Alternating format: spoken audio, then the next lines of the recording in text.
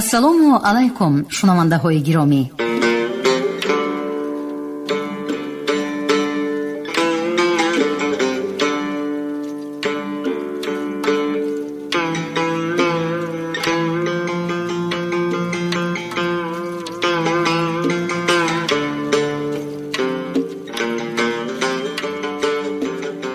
ба таваҷҷӯҳи шумо идомаи силсила гуфтори хонишҳои бадеӣ аз рӯи рамани сегонаи нависандаи халқии Тоҷикистон Ҷалол Икромӣ, духтари Оташ, 12 дарвозаи Бухоро ва тахти Вожгон.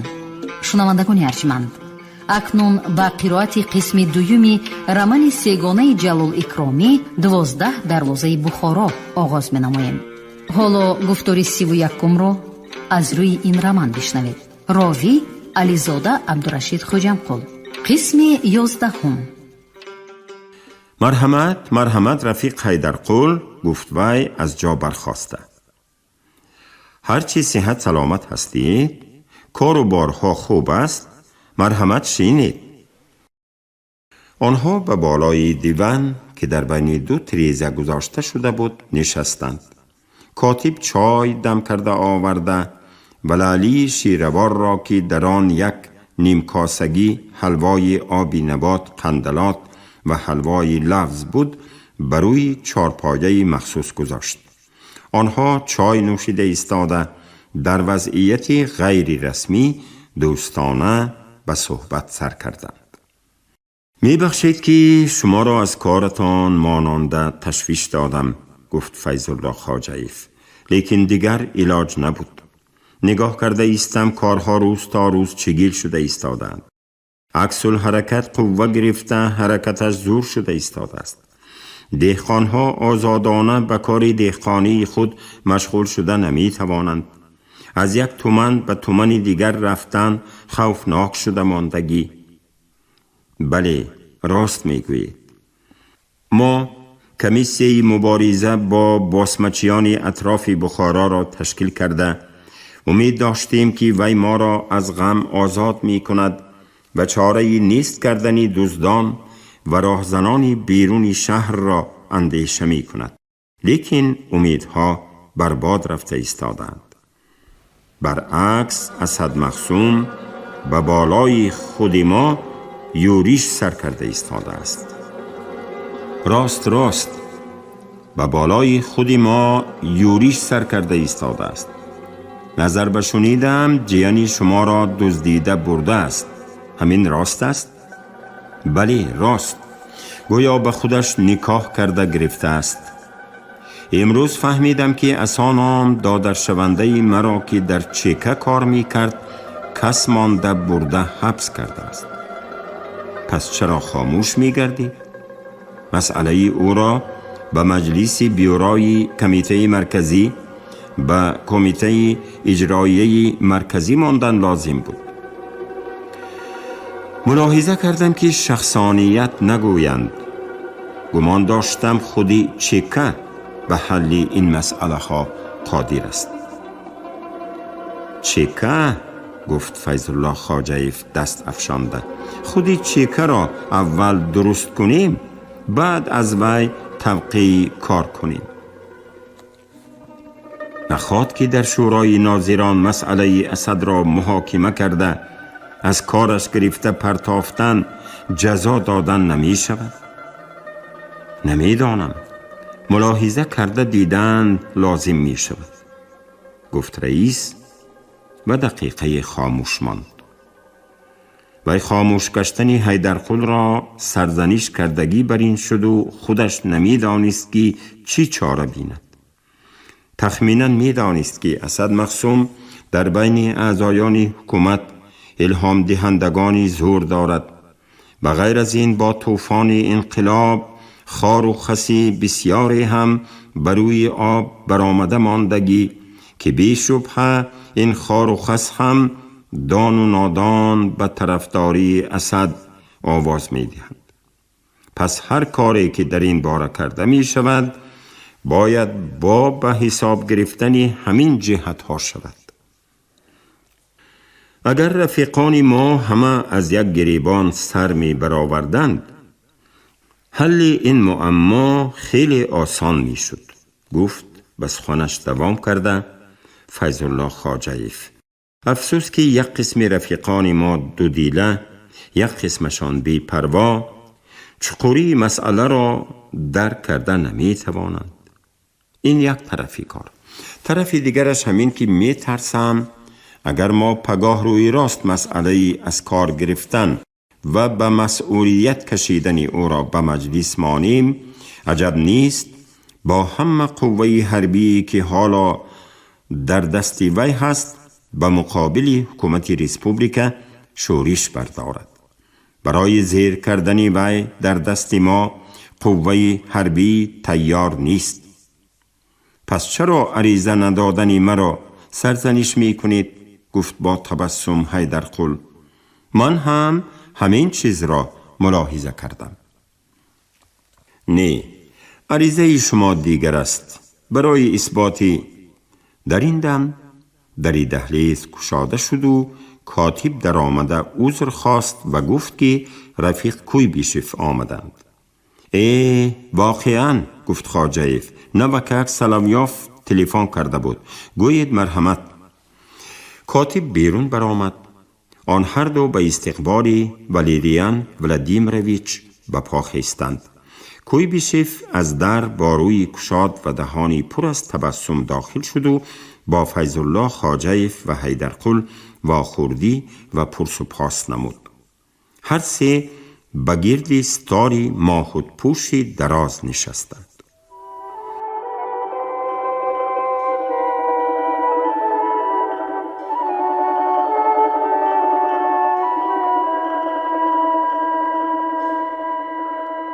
امروز هوا عجب مست کننده شده است، گفت والریان ولادیمیرویچ. ماه نوامبر آخر می شود و آفتاب برق می پاشد و در کوچه با یک جامه تنوک گشتن می شود. چی؟ این خیل هوای نوامبر هر سال می شود یا که امسال مخصوصاً برای انقلاب؟ گفت با تبسم فیض الله خواجه‌ایف.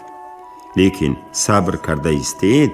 حالا ایاس خشک بخارا که سر شد، جامعه سیرپخته پوستین غفص کمی می کند.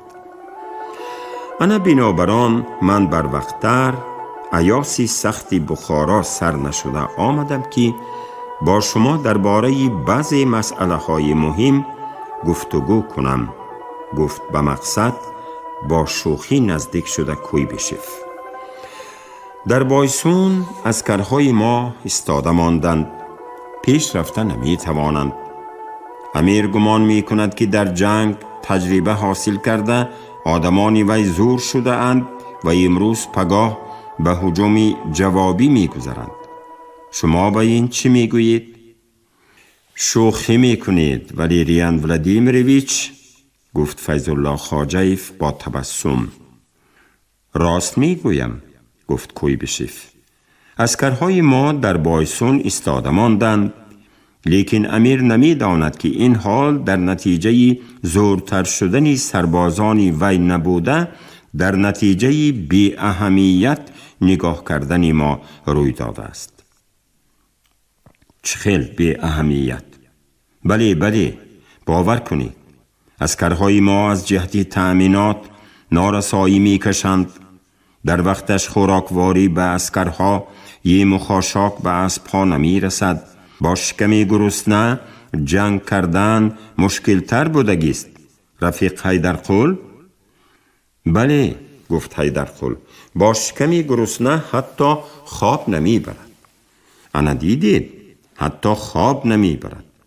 انا این معمای نچندان آسان را تا به سر شدن خنوکی ها بلکه خودی همین روز یا پگاه حل کردن لازم می شود. امیر در دوشنبه به سرکردگانش وعده می داده است که نوروز را در بخارا پیشواز می گیرند. کاری کنیم که امیر از ایاسی همین زمستان بخارا محروم نشود. بسیار خوب، گفت فیض الله خواجه‌ایف. محاکمه سود امیر را ایاس باشد هم در هوای کشاد می کنیم. ما این مسئله را خودی پگاه در شورای ناظران محاکمه می کنیم. اگر لازم آید خودم نباشد یک دو کس از ناظرها و شخصان مسئول را می فرستانیم که به بایسون رفته به عسکرها خوراکواری و دیگر چیزهای درکاریشان را رسانند. البته بد نمی شد، گفت حیدرقل، اگر ما به بایسون قوه حربی هم می فرستادیم. به بایسون خوراکواری رسانیدن معمای چندان مشکل نی والریان ولادیمیرویچ، لیکن قوه حربی رسانیدنی ما حال حاضر ناممکن بریم. عسکر نداری؟ گفت کویبیشف. پس چرا خلق محلی را به عسکری دعوت نمی کنید؟ دولت بی یراق و بی عسکر نمی شود. ما یک مقدار قوه حربی داریم، گفت فیض الله خواجه‌ایف. برای بی خطری اطراف بخارا قریب 600 نفر آدمی مسلح در زیر دست اسد مخصوم هستند. لیکن بدبختانه اسد مخصوم سرکشی کرده ایستاده است. من می ترسم که، گفت کویبیشف، اسد مخصوم نیت‌های فلاکتبار نداشته باشد. پیش راهی او را گرفتن، او را به افاقه آوردن لازم بود. در اینجا من و رفیق حیدرقل در همین باره صحبت داشتیم. راستش را گویم بدبختانه چنان شرایط به میدان آمده مانده است که شورای ناظران بی واسطه قادر نیست که اسد مخصوم را به دست گیرد یا که او را از کار دور کند. من میفهمم، گفت کویبیشف و پاپیراس آتش داده کمی خاموش ماند. وی هیئت حکومت بخارا به گروه ها تقسیم شده ماندنی آنها لبی حوزه ها، بالایی ها، چپ ها و غیره و ها کذا را از خاطرش گذرانید.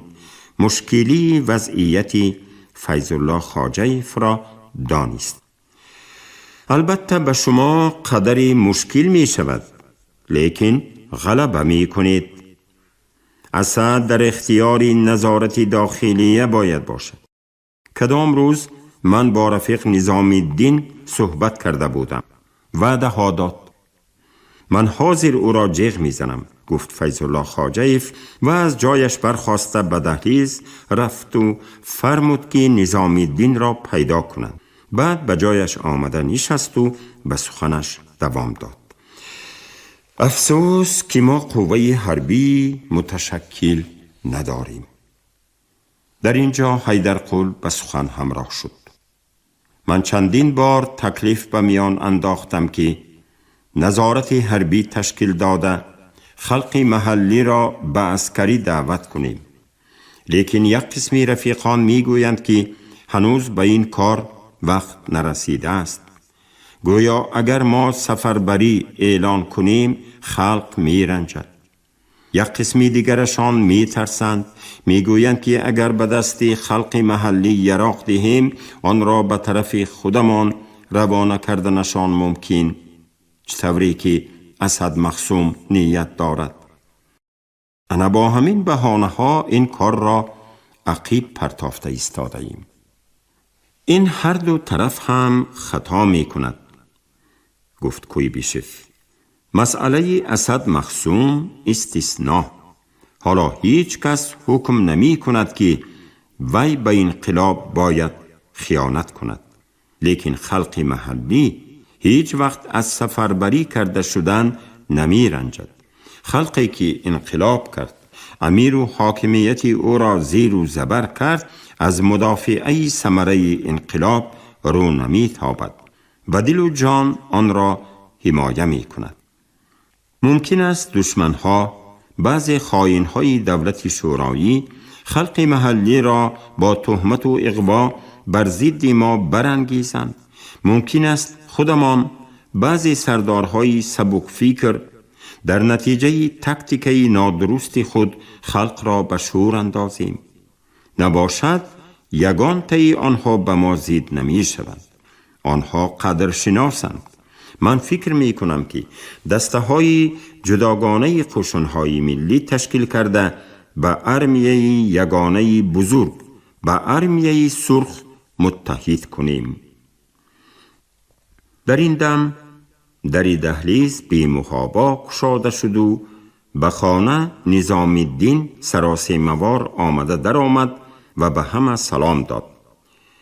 بیایید رفیق نظام الدین، گفت فیض الله خواجه‌ایف، کی باز درکتان نشد؟ شاید خبرهای نو آورده باشید.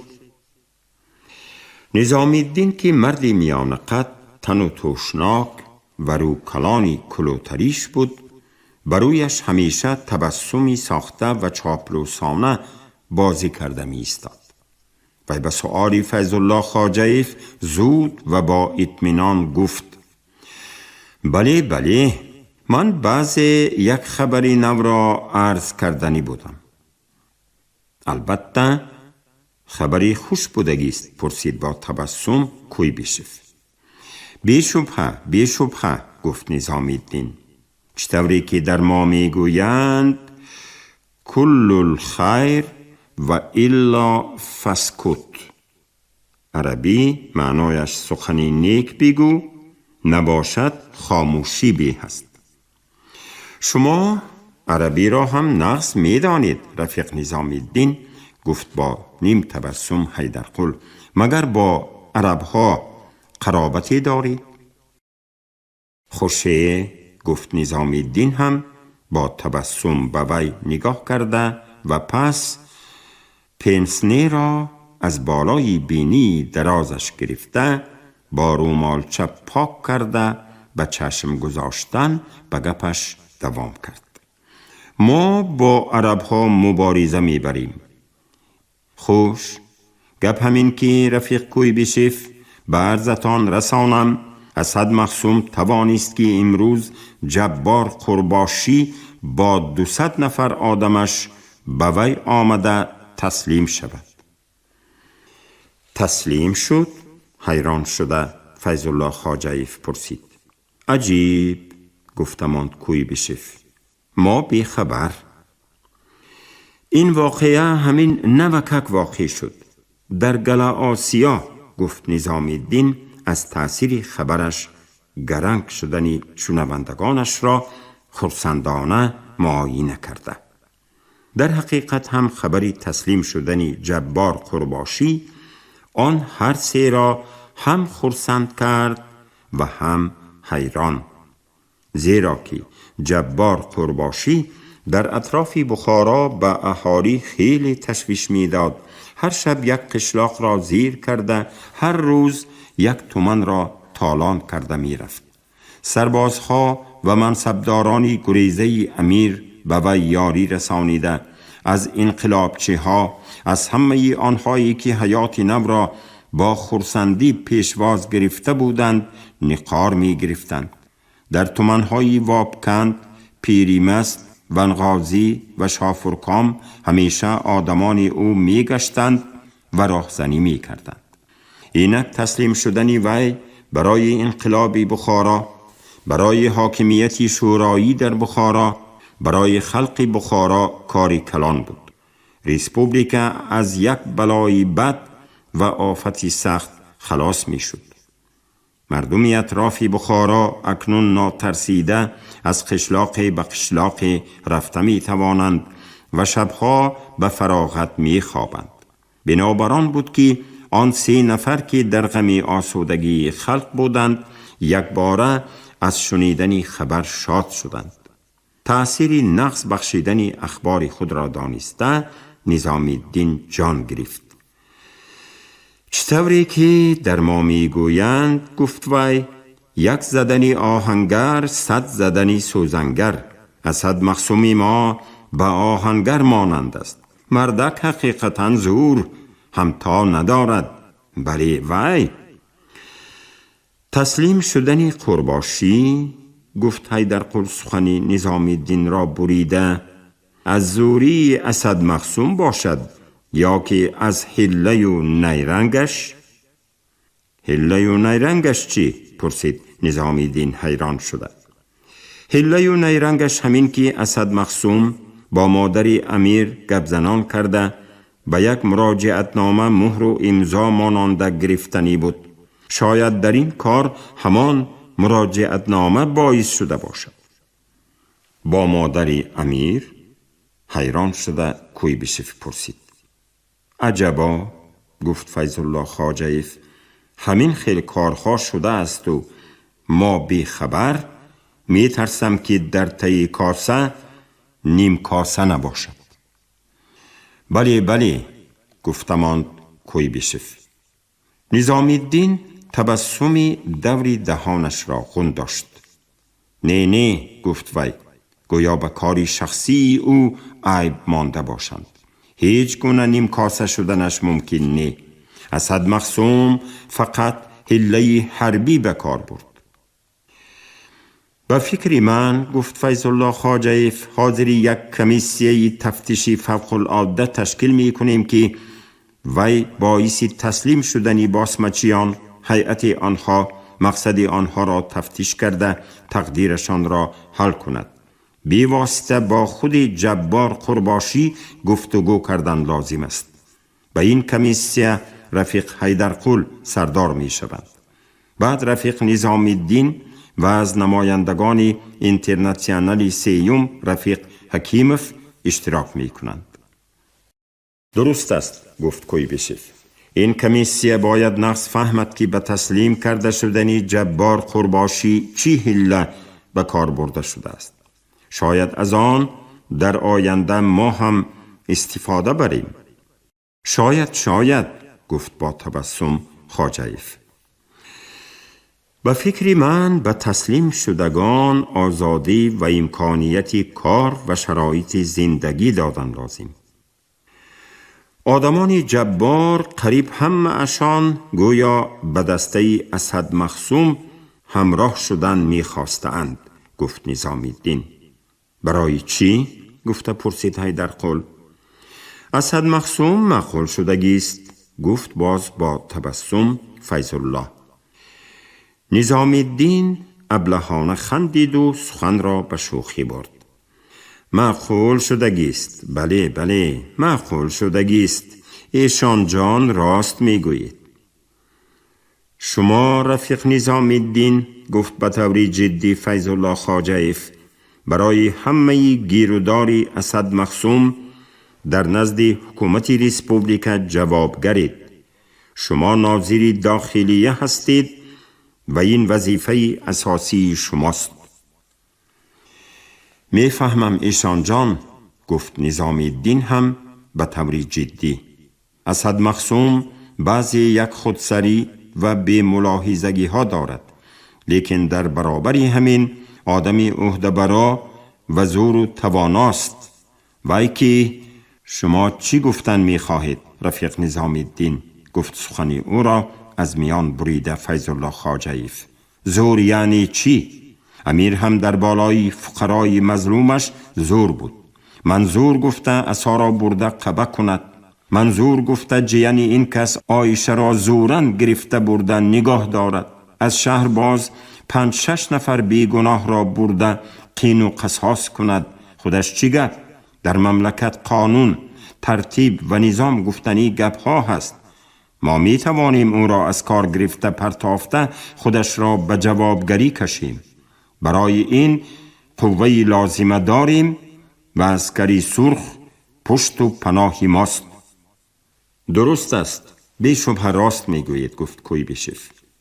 اسد مخصوم را آگاه کرده ماندن لازم که حکومت شورایی برای کاری نیکش به او مکافات می دهد، لیکن نمی ماند که وی خودسری کند.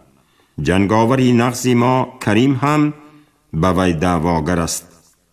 نظام الدین از کیسه رومالچه‌اش را برآورده، پنسنه را و بعد پیشانه‌اش را پاک کرد و گفت: من خودی همین روز او را جیغ می زنم، یا که به نزدش می روم، عصا و دیگرها را آزاد می کنانم. لیکن درباره عایشه چیزی گفته نمی توانم. خودم می دانم که دختر به اختیار خود با خوش و خرسندی به نکاح مخصوم در آمد. من به این باور نمی کنم، گفت حیدرقل. کس فرستاده فهمیدنتان ممکن، گفت نظام الدین خود باورانه. میلش کس می فرستانیم. به شما جواب رفیق نظام الدین، گفت خواجه‌ایف. تا به کار سر کردن کمیسیه شما خودتان رفته اسد را به ایفاقه بیارید. برای وی هم نقص، برای شما هم. خوب شده است. نظام الدین با همه خیر و خوش کرده برآمده رفت.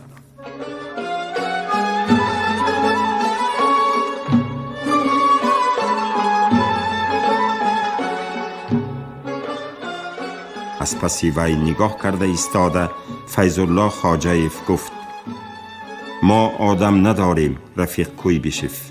ناظرهای ما درست از عهده کار نمی براید. درست می شود، گفت کویبشف با اطمینان خاطر.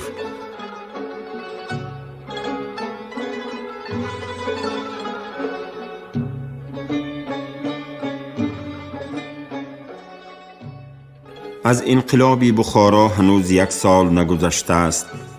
شما هنوز از چنگ و خاکی جنگ کوچه ها را تازه نکرده اید. به همه کار وقت لازم البته.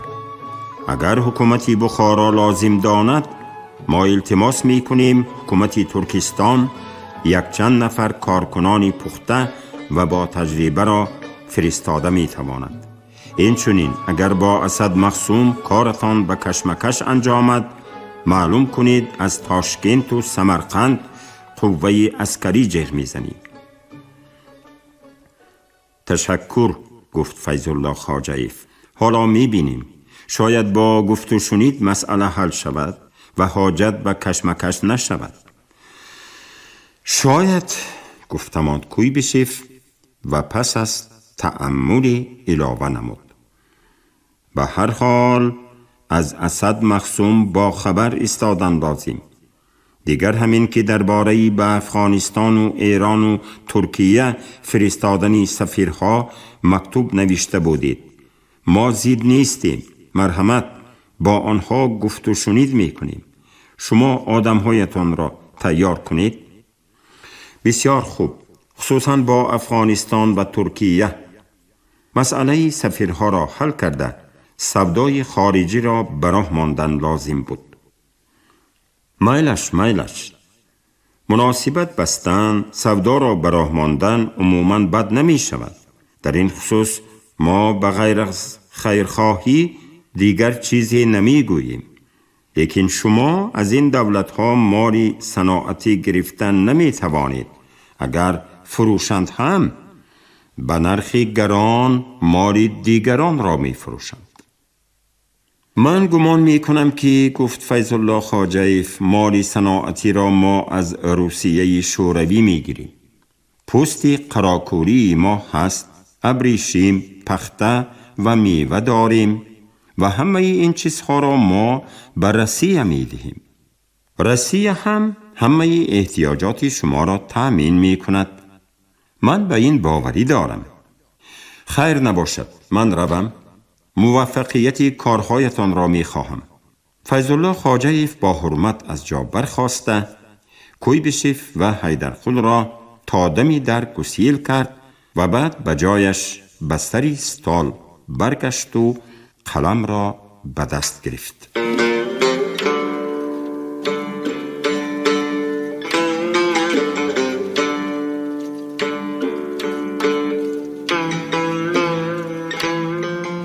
шунавандаҳои азиз, шумо гуфтори 31 ро аз рӯи рамани 12 дарвозаи бухорои нависандаи халқии тоҷикистон ҷалол икромӣ дар қироати ализода абдурашид хоҷампул шунидед.